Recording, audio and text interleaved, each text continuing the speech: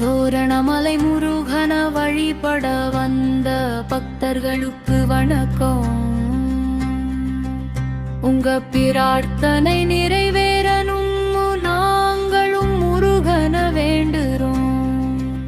உங்க குடும்பம் நல்லா இருக்கணும், நாங்களும் வேண்டுறோம்.